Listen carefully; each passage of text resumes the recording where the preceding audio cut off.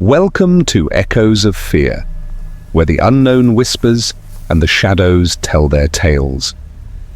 Today, we delve into a chilling Reddit story from Reddit No Sleep, titled Room 733, by the Dalek Emperor. Are you ready to uncover the fear that lies beneath? Let's begin.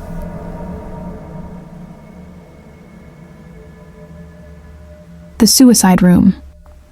That's what they called room 733, as if I didn't have enough to worry about on my first day as a freshman. We had assigned to dorm room 734, which, it turns out, wasn't one of the nice add-on rooms in the South Hall. No, we found ourselves in the older wing of the building on the 7th floor. I wasn't too bummed out, though. At least they'd honored my request to room with my best friend. Lydia and I spent most of the morning moving ourselves in.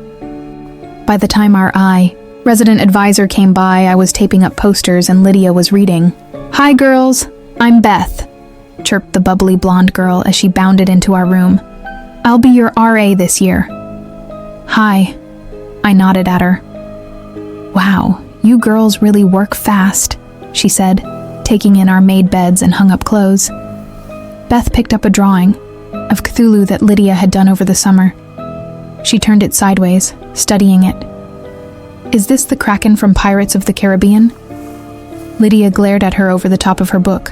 "So anyway," the RA continued, "I know our hall isn't as new as the South Hall, but trust me, there's a lot of history here. This building is almost 60 years old." "Yes, I can see that," I said, looking around.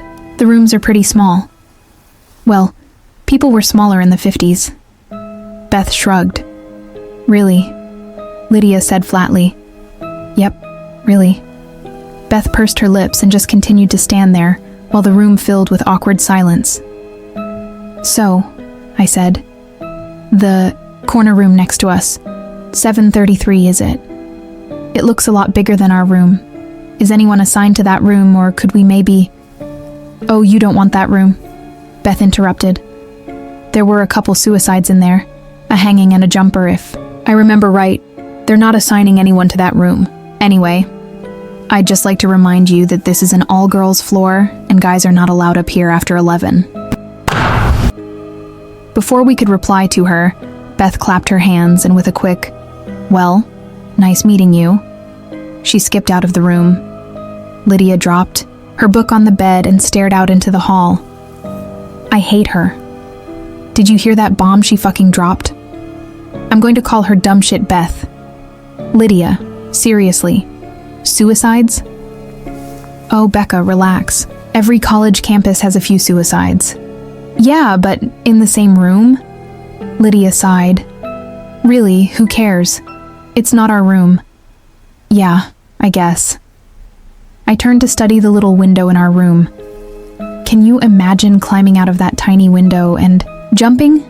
You'd be alive for at least 5 seconds before you hit the ground.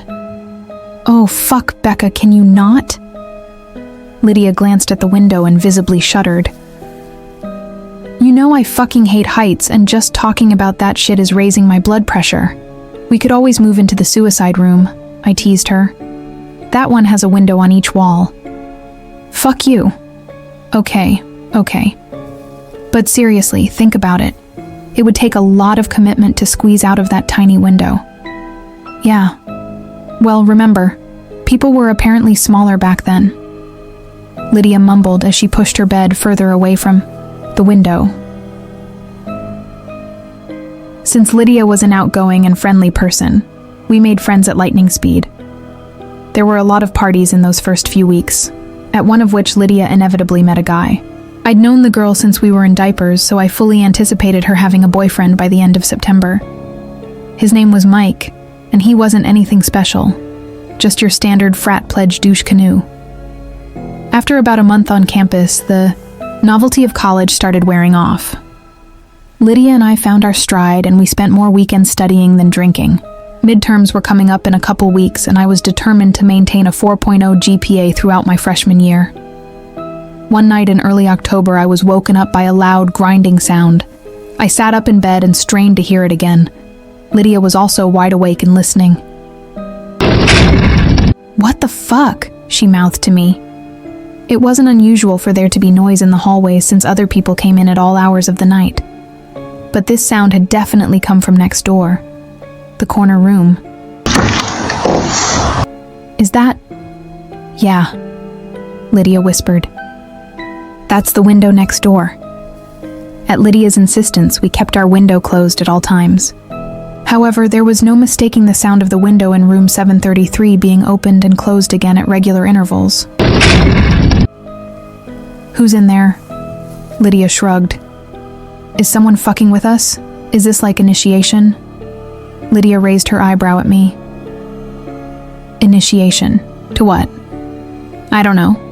College? Maybe they're hazing the freshmen?"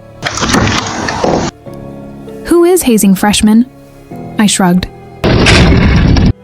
"Becca, I love you, but that was fucking stupid." I threw a pillow at her. "Well, whoever it is, go tell them to knock it the fuck off." "Me? I'm not risking being thrown out a window." "Well, I'm not doing it. I'm an art major. You're a political science major. You go lay down the law." "Fuck that. Then call dumb shit Beth. Isn't this the kind of nonsense she should deal with?" "I'm not calling her. Don't you put that evil on me." "Fine," Lydia whispered loudly. "Then we'll just have to ignore it." "I have class at 7:30, I whispered. "Then do something." "Ugh!" I got out of bed and stomped to the door, threw it open dramatically and went down the hall to pound on the door to room 733, which simply said, "Supply room." "People are trying to sleep. Please fucking stop," I said when there was no answer. "Dude, seriously." I sighed. I stepped back from the door and immediately noticed problem. Room 733 was padlocked shut from the outside. I hurried back to my room. "What happened?" Lydia asked. "I'm not going anywhere near that fucking room again. It's locked from the outside. I don't know how anybody could get in there." "So you're saying it's a spooky ghost?" She laughed. "No, I'm saying there is creepy shit going on inside a room colloquially called the suicide room." Lydia scoffed and rolled over to go back to sleep. "You should have been a drama major." We didn't hear the window next door again that night.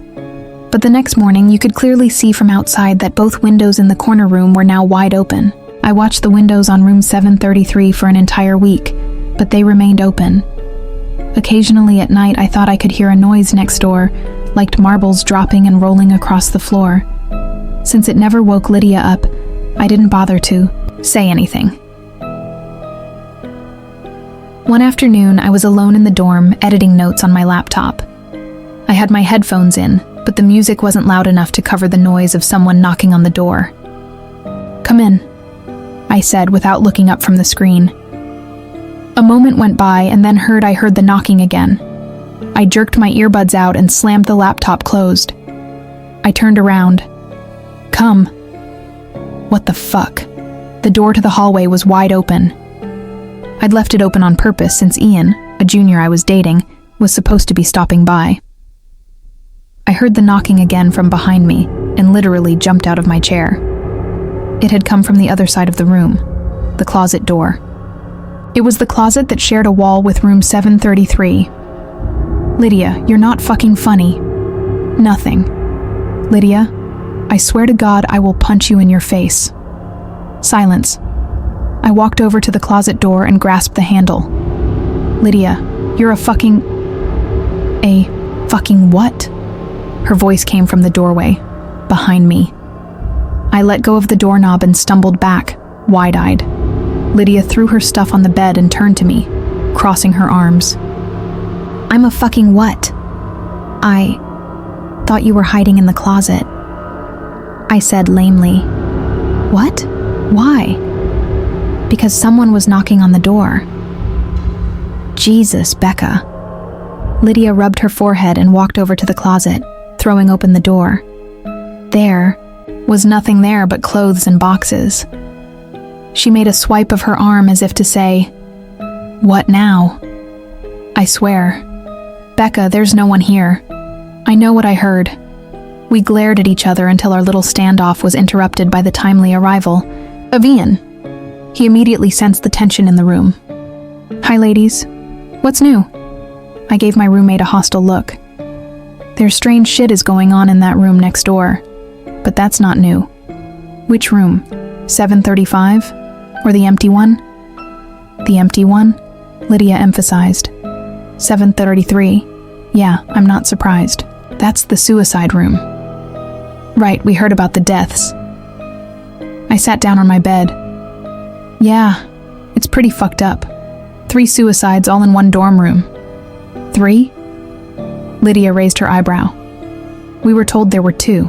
Well, there were a couple people in the 70s and then some guy about 10 years ago. He jumped out the window. Lydia and I both shuddered. Although she was much worse, we were both terrified of heights. A falling death was about the worst thing I could think of. I will admit that 3 suicides in the same dorm room is fucking disturbing, Lydia said in an apologetic tone. Yeah, I heard there's something in that room, Ian said. Like what? No one knows.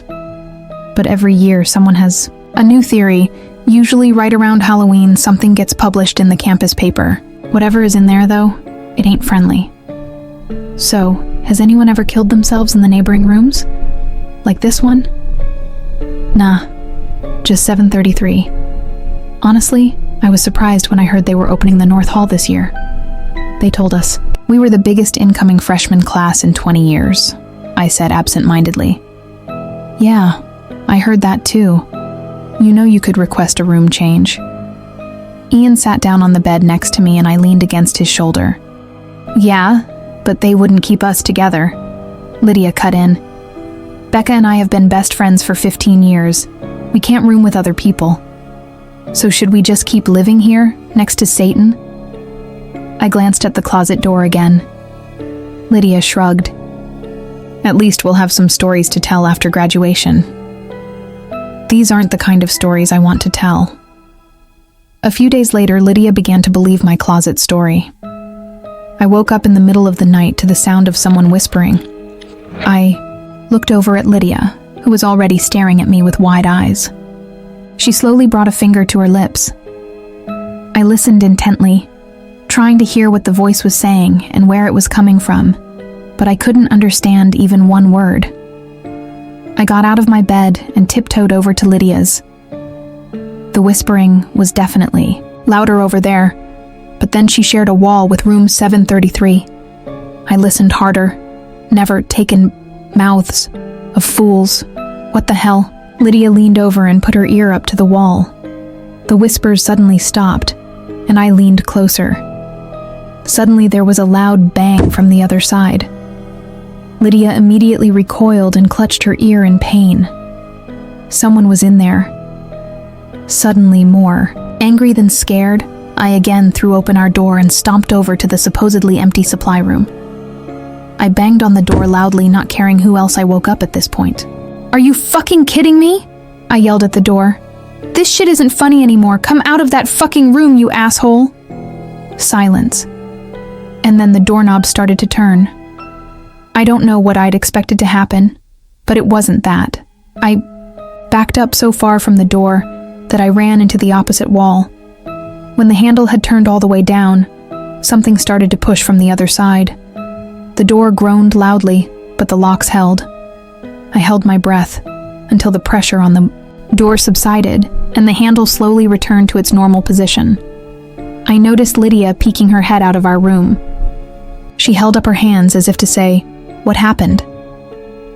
"Someone thinks they're funny," I answered her out loud. She shook her head and disappeared back into our room. I knelt down on the floor and brought my head down to the carpet, peering under the door crack. It was the first time I had seen into the corner room. Room 733 was definitely a supply closet. There were chairs stacked along one wall and bed frames along the other. A few rotting mattresses were piled under one of the windows, and a thick layer of dust covered everything in the room. The windows were absolutely huge, which was something you couldn't really tell by looking up at the building. They were open as always, and I could definitely see how someone could easily climb through them to the outside ledge. The room didn't look like it had been disturbed in a couple of decades, which sent a shudder racking through my body.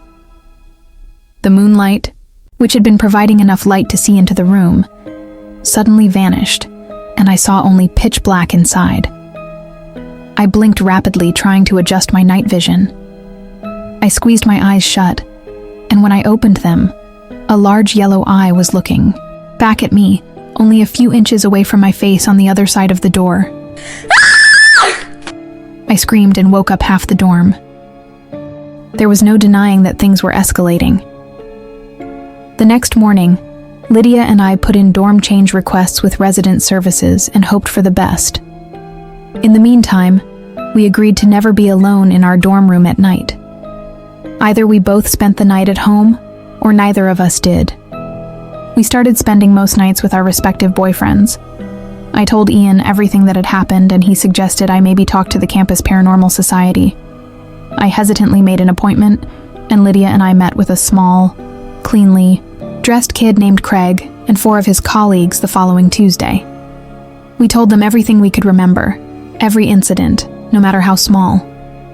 Craig and the 4 other members of the paranormal society sat quietly and took notes for half an hour. It wasn't until we finished that anyone spoke. "Is that all?" Craig asked. "Yes," I said slowly. "Would you mind waiting out in the hall for a few minutes so that I may confer with my colleagues?" "Sure." Lydia smiled indulgently and stood up. "Whatever you need." The door had barely shut behind us when Lydia snorted and rolled her eyes. "Let's go." "Go where?" I asked. "Are you serious?" "Lydia, come on, we need help. I am freaking out. We haven't stayed one night in our dorm since Thursday, so this isn't something we can just brush off." "Okay." She threw her hands up. "Let's hear what they have to say, and then we can go over to resident services and check on our move requests." We loitered out in the hallway for another 15 minutes before Craig came out and asked us to come back and take a seat. With all the pomp and circumstance of a meeting of parliament, Craig cleared his throat and made his diagnosis. "What you're dealing with, ladies, is a very angry ghost." "Is that your professional opinion, Craig?" Lydia said. I shot her a look. Yes, he stuttered. "A vengeful spirit." "A spirit?" I asked. I very much doubted that that's what we were dealing with. "Yes," answered one of the not Craigs. "That's ghost to the layperson." "Jesus Christ!" Lydia groaned and rubbed her temples. Mistaking Lydia's frustration with despair, Craig rushed right into his speech. "Don't be afraid, ladies. We're going to take care of you. It's true that spirits can be quite a headache if you don't know how to exorcise them, which is why it's good you came to us. Suicides almost always result in angry ghosts. They need revenge."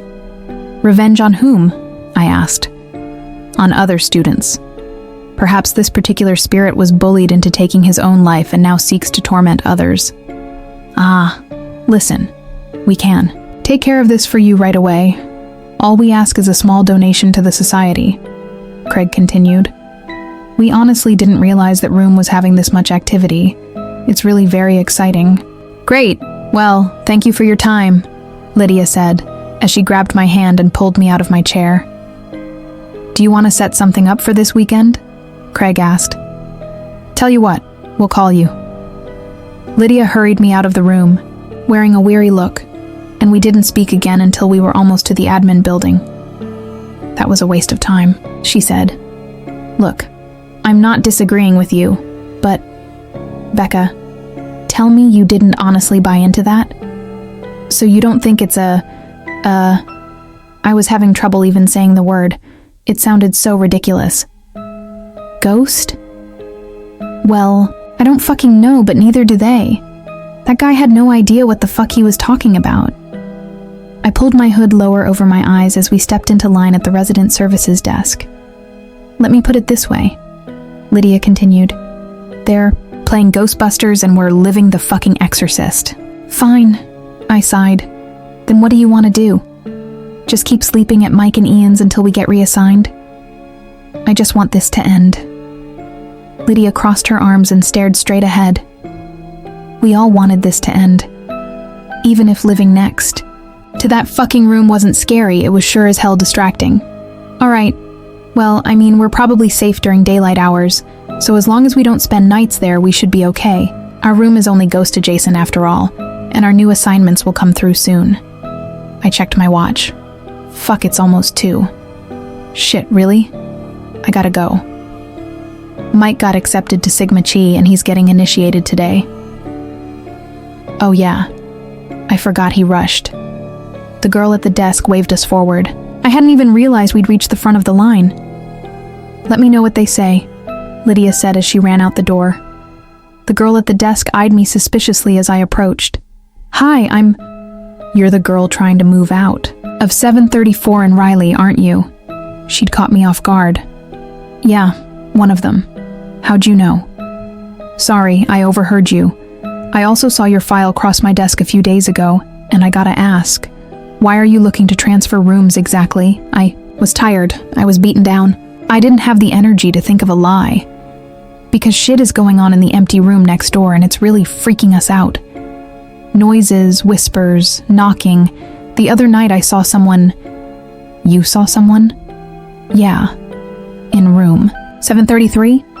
Yeah. I looked under the door. There was definitely someone in there. The girl narrowed her eyes at me for a moment, and then nodded for no particular reason. Well, your rooms aren't ready yet, but I've pushed them through as a priority. For right now, you're stuck, though. There just isn't anywhere else to put you. I sighed. I'd figured as much. I'm Alice, she continued. And look, I've actually done a lot of research on the Riley suicides, and I think I can help you, or at the very least offer some insight. Really? I asked hesitantly. Absolutely. I'm in Taylor Hall, room 310. I'll be back to my dorm by 4 today. Thanks. We just came from the Paranormal Society on campus. Ugh, say no more. Alice rolled her eyes. Yeah, so I'll definitely see you at 4. Great, Alice said, and smiled. I was early to Taylor, but then so was she. I told our story for the second time that day, and Alice wasn't afraid to interrupt with questions, though her queries didn't betray her thoughts. When I was finished, she leaned back in her chair and sighed deeply. I can't believe it. She shook her head. I'd always heard rumors, but I honestly doubted any of it was true. I can assure you, everything I've told you is absolutely true. And how is it now? When you're there, we aren't ever there at night, but during the day, we've heard scratching on the wall, really quiet whispering, and sometimes we still hear the window opening and closing, in broad fucking daylight. However, every time I look up from the street, the windows to 733 are open. Alice nodded. Well, for the record, I don't think you're in any danger. As much as it sucks, you guys are simply a casualty. You just need to stay out of room 733. I snorted. Are you kidding? I would never go in there. I believe that you believe that. But this thing, whatever it is, it's tricky. Manipulative. A liar. And it's smarter than you. I'll try not to be offended by that. You shouldn't be. What do you think it is? Something very old and very evil. I regarded her skeptically, and then let my eyes wander around the room. I hadn't really noticed the decor before, but to say Alice had an interest in the occult was an understatement. I can't see any situation where I would be compelled to enter that room. I know, but you have to be prepared that there may come a time when you have to make a decision about entering that room. Because what you're dealing with, it's already killed 5 people. 5? I thought it was 3. Yeah, well, not everyone is inclined to do the level of research that I do. Let's see. There was Ellen Burnham in 1961. She jumped out the window. She was the very first. And then Tad Collinsworth in 1968. He jumped too. Marissa Grigg in 1975. She hung herself. Erin Murphy in 1979. She jumped. And then Eric Dustin in 1992. He hung himself. 5 suicides. How could the university still let people live in there? They don't, apparently. That's why it's a supply room. And back then? Well, every few years, once everyone who would remember had graduated, the room would be reassigned. This was before the internet, you know, and the incoming freshmen were clueless. But after that last one, Eric Dustin, they closed the entire north hall of the 7th floor and built more rooms onto the south hall. So, what does it want? Alice shrugged. Chaos, death, souls. Who knows? No one even knows what it is. Okay, so what do we know? We know that it's somehow bound to that room, though it seems to have minimal influence just outside of it. We know that everyone who ever died was alone at the time. And we know that it's a trickster. That's what we know. It wasn't enough. Why do you think they do it? I asked quietly. The victims? I nodded. All I know is what's rumored to be in the evidence files. All the suicides were found with pictures or writings that were considered unspeakable at the time. They contained horrible, evil things that would make you physically sick to read or see, they say. And these people, they drew them? They wrote that stuff? Yep. Whatever is in that room drove them mad. That's fucking terrifying. Have you guys considered getting somebody to bless the room? Jesus. Well, you'll have a hard time getting him, but perhaps some other sort of holy person. No, I mean, Jesus, you're talking about an exorcism. Alice shrugged. Maybe. The rumor in the 70s was that this all started with a Ouija board game gone wrong in 1961. Really? That shit's made by Hasbro. Not in the 60s, it wasn't. Anyway, it's just a rumor. The only person on campus who would know is Tom Moen, an admin. I've tried to talk to him before, but he refuses to see me. Did he go here in 1961? Yes. And he was staying in Riley. We need to talk to him. I need to know what the fuck is happening, or I won't be able to live the rest of my life as a well-adjusted person. I suppose we can try to chase him down on campus. Can we talk to him tomorrow? We can try. Mr. Moen wouldn't see us that day or the next. We tried to catch him on his lunch hour, and then again while he was leaving work, but he got around. Us every time. It was soon clear that the old man was actively avoiding us. Lydia and I had seen little of each other since we'd continued to sleep in other dorms. I went back to our room twice a day, once in the morning and once in the afternoon. Usually the other room was silent, but that didn't make me feel better. I could always sense something on the other side of the wall, somehow watching me. It felt like the calm before the storm. The Thursday before Halloween, I came back to the dorm to shower in the evening, much later than usual. I'd seen Lydia that afternoon, and she'd informed me that she had enough clothes stored at Mike's to last until graduation, so I knew I'd be there alone. I showered down the hall in the safety of the bathrooms, and then walked back to my room to change. I was supposed to meet Ian in half an hour to head out to a party, and I wanted to get out of here as quick as possible. Since the silence was unnerving me, I threw my iPod on the docking station and turned up AC/DC. I got dressed, and then stood in front of the mirror to dry my hair. I flipped my head over and blow-dried upside down to try and give my hair some volume. When I flipped my head back up and shut off the blow-dryer, I immediately noticed the silence in the room. But that wasn't all I noticed. I wasn't in my dorm anymore. Behind me was reflected the dusty bed frames and large open windows of room 33. I spun around in a panic to find that I was actually standing in my own room. I looked back at the mirror to see that 733 still reflected there. A slight movement behind me was all it took to make me run. I grabbed my purse and phone, and I fled from my room, slamming the door behind me.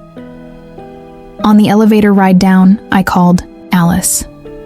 I can't do it anymore, I said when she picked up. I can't go back in that room, again. I can't ever go back. What happened? I told her. Jesus. What do you want to do? She asked. I need to talk to someone who knows what the fuck is going on. Is Tom Moen the only person we know was here in 1961? The only one I know of. Maybe we can get him on his way in tomorrow morning. We'll just corner him and refuse to move until he tells us something. He comes in at 6:30 according to the schedule I have. Do you want to meet me outside the Starbucks in the atrium? Fuck yeah, I do. I have a class at 7:30, but I'll blow it off. Okay, see you then. I wasn't usually much for parties, but I was glad I was going to one that night. As soon as we got there, I asked Ian to get me a drink. Since I wasn't usually much of a drinker, he gave me a raised eyebrow.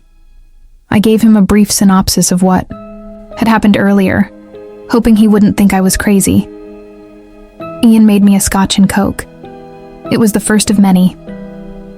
Around midnight, I went to have a cigarette and checked my phone. I had a voicemail from Lydia left at 11:04 p.m. Hey Becca, listen, I just had a huge fucking fight with Mike. I guess his frat decided that for Halloween this year, all the new brothers have to spend the night in the suicide room. In our dorm. I can't fucking take it. He knows what's been going on with us, and he still agreed to do this. He's now trying to convince me that Sigma Chi is behind all of the stuff going on in room 733 because they've been trying to drum up buzz for their Halloween deal. I hit end and threw my phone in my bag. No wonder Lydia was pissed. This was not good. Not good at all. I found Ian inside and asked him to take me home. I was suddenly very stressed, very tired, and very drunk. When the alarm went off at 6 a.m., it took everything I had to pull myself out of bed. I got dressed in the clothes I'd worn the night before and shuffled my way across campus to the atrium. Alice was already there with a black coffee in hand. I figured you'd need this, she laughed. How'd you know? Your texts. I texted you last night? Yeah, at about 1. You told me about Sigma Chi. Oh God, yeah. I pushed my sunglasses higher up my nose and pulled my hood lower over my eyes. Those guys are idiots. Remember how I told you that it's crafty? Well, what if the point of messing with you was to make 733 provocative, to seduce people into going inside? No one has been in that room for years. Can you imagine how hungry that thing is? Do you think they're really at risk? I asked as I sat down on the steps to the admin building. Yeah. In fact, the only thing they have going for them is that all those suicide victims were alone at the time of their deaths. So, it'll be less powerful with all of them there? Theoretically. We would know a lot more if we knew what it was, and we can't know what it is without knowing how it got here, and that is why we need Moen. What time is he supposed to get here? Actually, 20 minutes ago, Alice said grimly. It was another half an hour before we resigned ourselves to the fact that Mr. Moen had snuck around us as usual. We went to the front office hoping to beg again for an appointment with him anyway. The woman at the admin desk regarded us coldly. Tom isn't coming in today, or any other day for that matter. He quit yesterday. Looks like you won't be harassing him anymore. We weren't harassing him, I said. We just desperately needed to talk to him. We still do, added Alice. Well, you won't get any of his personal information from me, she said snidely and walked away. What the fuck do we do now? I asked Alice. Without Tom Moen, there's nothing left to do. Alice, fuck. I can't go back into that room. Well, then I guess it's good your transfers came through. They did? Yep. I got the notice when I checked my work email this morning. You're going to Morton, and Lydia is going to Tinsley. Oh, thank God. I thought you'd be happy about that. I also convinced my boss not to assign anyone else to room 734. Fuck. The only thing is you won't be able to move until Monday. I can last through the weekend, especially now that the end is in sight. I have to tell Lydia. I opened my phone to pull up Lydia's number, but my attention was caught by the red 1 badge over the voicemail logo. I hit play. It was the rest of the message from last night. Even look at his dumb fucking face anymore, so I'm going to head home. Don't worry about me. I'll be okay. I'm drunk enough to sleep through any bullshit from next door. I'm just so fucking pissed off right now. I would honestly rather deal with dumb shit Beth than Michael my parents must be siblings because I'm that fucking retarded Benson. Let's hang out tomorrow. Love ya. The message ended. God damn it. Alice gave me a questioning look. Lydia spent the night in our dorm. Alice cringed.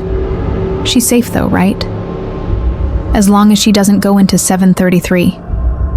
She won't. I thought of the always open large windows of the corner room. If nothing else, the mere thought of those would keep Lydia the hell out of that room. Good. Well, since we have nothing else to do you want to go look for theology books in the library? It's pretty much the only thing open right now. Sure, I shrugged. I didn't have another class until 10. The little old lady who sat behind the library's checkout desk must have been 1,000 years old. Ms. Stapley's eyes were small and watery, and her skin looked like it was melting off of her skull. Still, she was nice and knowledgeable, and she sent us in the right direction for books on demonology, though she gave us a curious look as she did. There wasn't much. We read everything we could, but it either wasn't relevant or wasn't in English. We returned to her desk 30 minutes later. Do you have anything on the occult? The occult? Her voice trailed off. Yes, I do. Over there to the left, of the reference section. Okay, thanks. Sorry, I'm too hungover to use the Dewey Decimal System, I said. I don't think she likes the look of us, Alice whispered as we walked away. Our look or our subject matter? Probably neither. Within the hour we were back up at her desk, having struck out again. We could tell she was getting annoyed as her eyes narrowed suspiciously at us as we approached. Sorry. Do you know where we could find something on seances or Ouija boards or... Now listen, girls. Ms. Stapley stood up from her desk and looked over her glasses at us. I really hope this is for class. It is, I said. It's not, Alice answered simultaneously. It's personal research. Research? What kind of research? Look, we're not going to mess with a Ouija board or anything, I said. Good. Ms. Stapley smoothed her pleated pants and sat back down. Because I can't have that sort of thing going on here again. Again? Alice latched on. The older woman suddenly looked very uncomfortable and started fidgeting with a stack of books on her desk. We may have something on seances in... Ms. Stapley, we're researching what happened in Riley in 1961, Alice interrupted. And also what's been happening there ever since. Well, it's no secret, is it? A student committed suicide in that room. Dreadful, but not unheard of on a university campus. 5 students, I corrected her. But you know that, right? Alice was suddenly talking very fast. Because you sound like you're well versed in this story. Please, tell us how this started and we might be able to end it. End it? Ms. Stapley's voice became quieter but more concentrated. Don't be so arrogant, young lady. You can't end it. People have always died in that room and they always will. There is no end to it, so you'd best stay far away from it. But maybe if we knew how this all started. It started just as you think it did. But everyone that was involved is either very old or very dead by now. Just stay away from that room. Concentrate on your studies. I leaned over her desk. Well, I'd love to, but they assigned my friend and me to the room next door. Maybe you can forget about all the suicides, but we can't.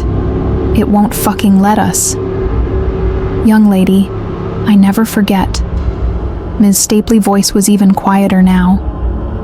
My friend Ellen was the very first to be killed in that room. She was my very best friend, and not a night goes by that I don't imagine her wiggling out of that tiny window, standing upon the cold ledge in her bare feet, and jumping off the 7th floor of that building.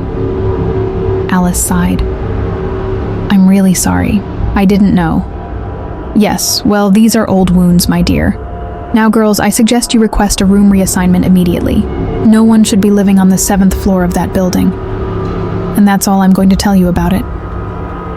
Alice sighed, but resigned herself to a nod. We wouldn't learn anything more here.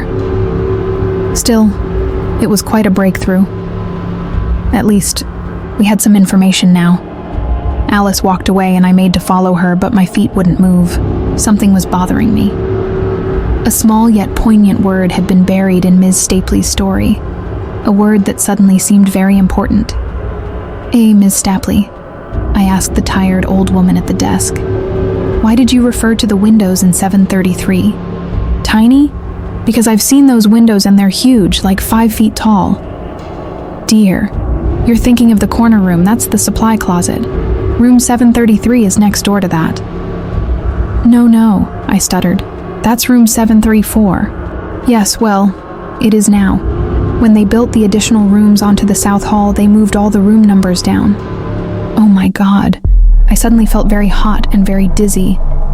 "That sneaky fucker," Alice whispered next to me, her skin paling. "Lydia." We took off across the campus at a dead run, witnessed only by the few bleary-eyed students on their way to morning classes. When Riley finally came into view, I stumbled on the pavement as my blood turned to ice. From our vantage point, we could clearly see the windows of the corner room were closed. The first and only time I had ever seen that way. And the window to my room was open. We ran into the lobby, pushing past several latte-sipping, Ugg boot-wearing freshmen who had just gotten off the elevator. I hit 7 and watched the doors close more slowly than they ever had before. I leaned against the wall, trying to steady my breathing. "Alice, how the fuck did this happen?" "I don't know. I don't fucking know. She's been in there all night." "Alice, in our room, alone." Alice shook her head but had nothing to say. When the doors finally opened on floor 7, we saw a quiet, deserted hallway. I ran toward my room with Alice right behind me. Rounding the corner, I threw open my door hoping it wasn't locked. And it wasn't. Lydia looked back at me, and for one breathless moment, cruel glimmer of hope crossed over her tear-streaked face. But it was too late. The next second, she leaned forward so slightly, and she was gone. She screamed the entire way down. Alice ran to the ledge where Lydia had just been while I stood motionless. She stuck her head out the window and looked down just as a different kind of screaming started from the bottom floor. Alice closed her hand over her mouth and pulled her head back into the room as tears of shock ran down her ghost-white face. The screaming from outside got louder as more people saw what remained of my best friend on the cold pavement. I leaned, back against the dresser, and slumped to the floor. A falling death. Lydia never wanted a falling death. I absent-mindedly picked up one of the pictures that were strewn all over the floor. It was a picture of Lydia's mother. She was dead. I picked up another picture. It was Lydia's baby sister.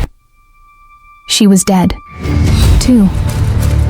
There were dozens of pictures just like it all over the floor. Lydia has been busy last night. As for the things depicted in them, I cannot tell you. Lydia was a talented artist, and I only saw a few before I got sick on the floor next to me. Alice was standing in the doorway yelling something down the hall. I don't know what she was saying, because all I could hear was a high-pitched whine in the room. Suddenly, a piece of paper slid out from under the crack in the closet door and glided across the floor toward me. I picked it up and studied it for a moment. This was drawn by Lydia, too.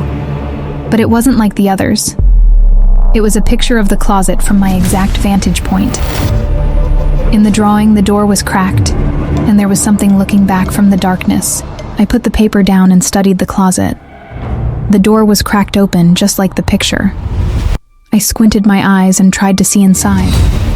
Just as I started to distinguish the defined lines of a long face looking back at me, Alice pulled me to my feet. "We need to get out of here," I thought I heard her say. I never went back into that room. My parents moved my things and I spent the rest of the semester in an apartment off campus. I transferred to an out-of-state school for my spring semester and finished my degree there.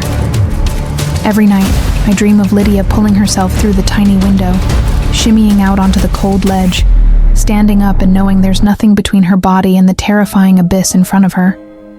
I watch her look down 7 stories to the black pavement below and realize, though not accept, her terrible fate. I see the blind horror cross her familiar features. I hear her wildly pounding heart, desperately trying to race through every beat of the life she should have lived, and knowing it has only mere seconds. I watch her look back at me, and I watch her fall. It's been 9 years since that night, and every fall semester for 9 years I've called resident services to see which dorms are open for new student assignments. Riley is always open. The 7th floor is closed. This year, life and work got in the way, and I called much later than usual. I was put on hold immediately. Resident services. A man finally answered. Were you the one asking about open rooms in Riley? Yes, that's me. We're entirely filled up and there's a waiting list for Riley. But, as it happens, you actually have great timing.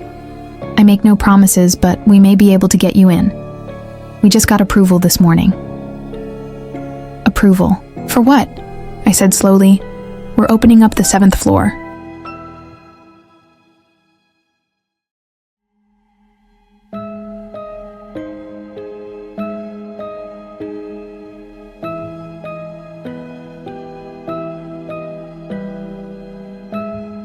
Thank you for joining us on Echoes of Fear. Special thanks to the Dalek Emperor from Reddit Noseleap for sharing this spine-chilling tale. If this story sent shivers down your spine, don't forget to like, share, and subscribe for more haunting tales. Do you have a terrifying story of your own? Share it in the comments below and it might just make its way into our next video. Until next time, stay safe if you can.